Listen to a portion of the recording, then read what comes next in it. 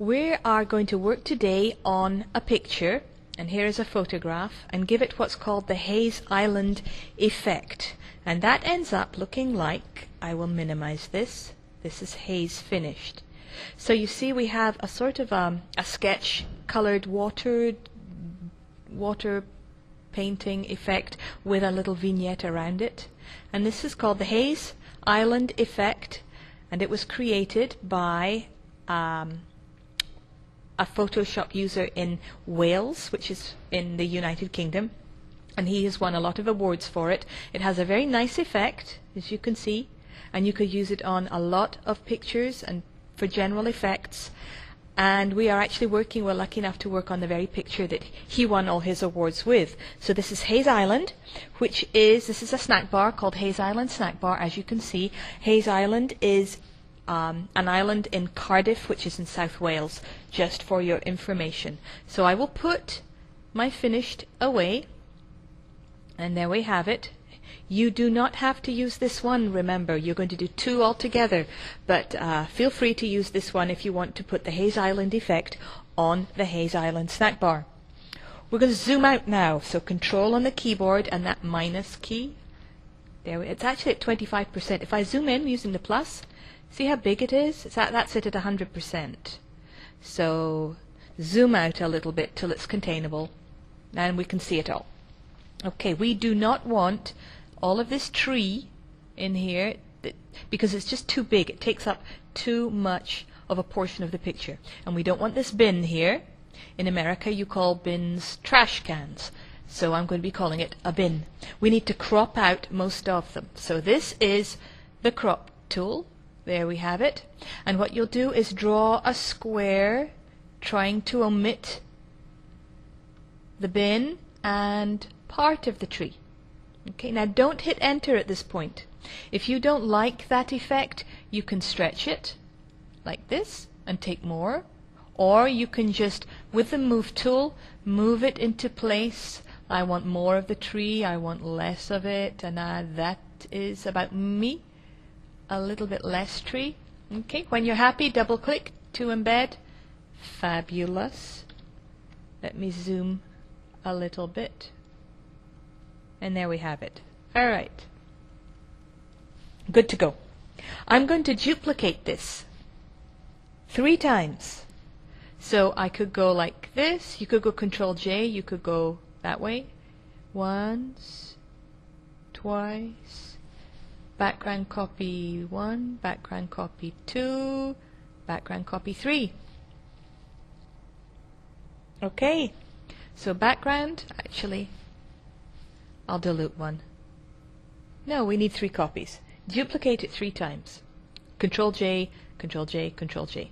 Background 1, 2, 3. So on background copy 3, that's the top one, and if you've duplicated it, it's probably called layer 3, but the very top one.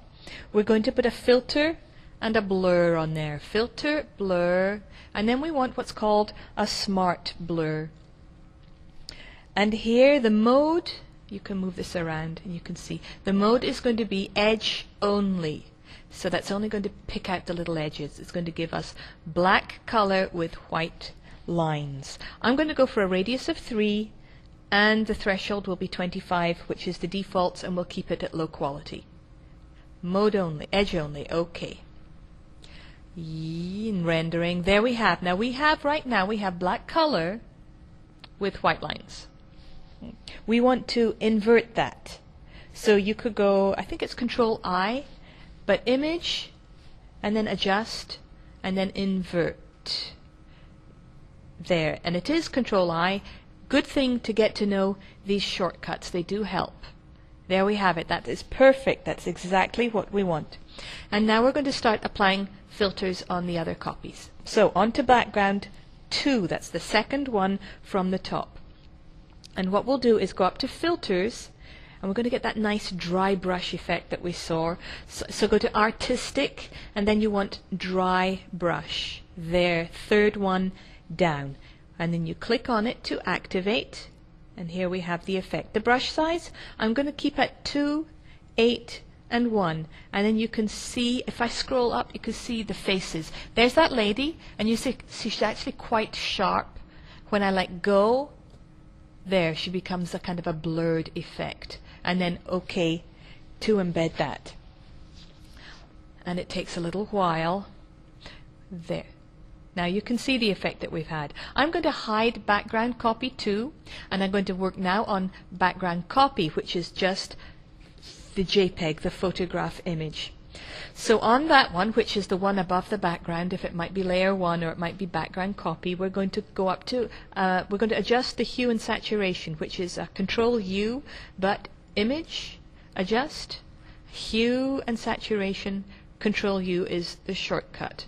And normally I say be sure and colorize. Well, today do not colorize. We're going to make saturation plus 60. And you see the difference? Nice. It emphasizes the colors, bleeds them out a bit more, and then OK. That is the original, and then that is the effect with that hue and saturation effect on it. Cookie. Now we're going to go back onto copy 2, there, make it visible, click on the eye, and we're going to put a soft light on for a blend mode. Right now it's normal on the layers palette. Click, making sure that you are on background copy 2, second from the top. Go down to soft light. Okay, and then on background copy 3, I'm going to activate it, and again soft light. Okay. At this point, you could merge down, and that's okay. I'm not going to, so I want you to be working on one layer. You could merge down, as I say. I don't like to, in case I make any mistakes, it's a kind of an insurance policy. I can always go back to these layers that I have. So what I'm going to do is I'm going to create a new layer above it, and then I'm going to copy all of these layers into that one layer. And to do it, there's a lot of keys to do it, but the long way would be you hold Alt on the keyboard, and then you go up to Layer and keep your mouse depressed, and then merge down. I'm sorry, not merge down, don't do that, merge visible. It's going to be Control Shift E to do it from the keyboard, so I would do Control Shift E, and there it goes. Now I'm going to hide these, and you can see that I still have all of them. All of these 4 layers are copied into that one that we're going to be working on. Okay, layer 1. Alright, on we go. On layer 1 we're going to add a texture effect. So what we do is we go up to Filter, Texture, Texturizer. We've been in here before, and you're going to load the texture, and we're going to be looking for a texture called Rust Flakes. I have more than you. I can give you them. Feel free to ask me for them. Happy to hand them over, but the path that you put them into is Local Disk C, Program Files, Adobe, whichever version of Photoshop you're using. Right now I'm in 6, only for 1 more week, and then we upgrade. Presets and textures.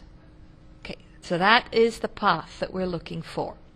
And as I say, I am looking for Rust Flakes. And that's my phone. Hold tight and I will go pause.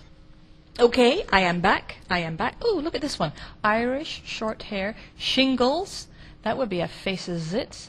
Anyway, we are on Rust Flakes. And then open. Did it work? You know this? It didn't work. You have to double click on it. Hold tight. It's not loading. I will go pause again. Retarded. I am truly retarded.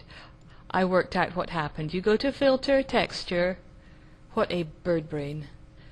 Okay, Canvas. It says the canvas and it says the texture title here, and you see it up here. Okay, but when you load the texture and you go to, oh, I should have been Local Disk C, ho-hum, here we go again. I spent about 20 minutes thinking this one over. I am such a retard. presets, textures. Okay, we want rust flakes. Double click. It doesn't give you the name. It just says load texture. That is rust flakes in there. Okay, I'm going to have 100%. I will have 4, and I'm going to have the default light direction. I don't want invert. No, no, no, no, no. And okay. And off we render. And then you might think to yourself, well, you know, that's possibly, I've changed my mind, is a bit too texturized. If you do that, then it has to be the very next thing that you do. You can actually fade the texturizer, maybe down a little bit. It's hardly visible. I'm going to put it at about, I don't know, 3. And then okay.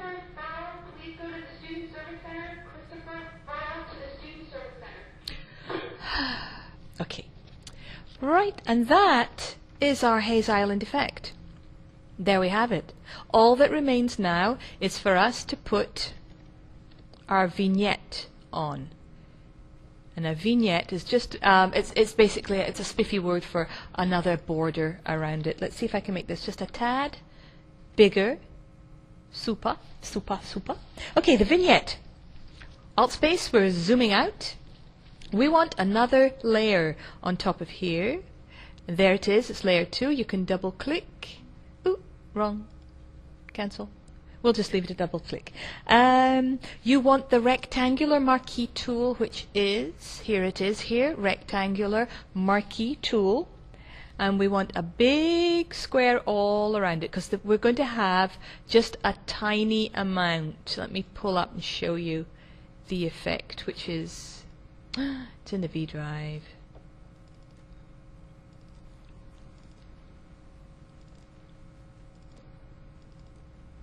And then here is, we've got our graphics. Here's the finished one. Just to remind you, see how small that is? It's really pretty small. So I will put this away, and we draw our square roughly there.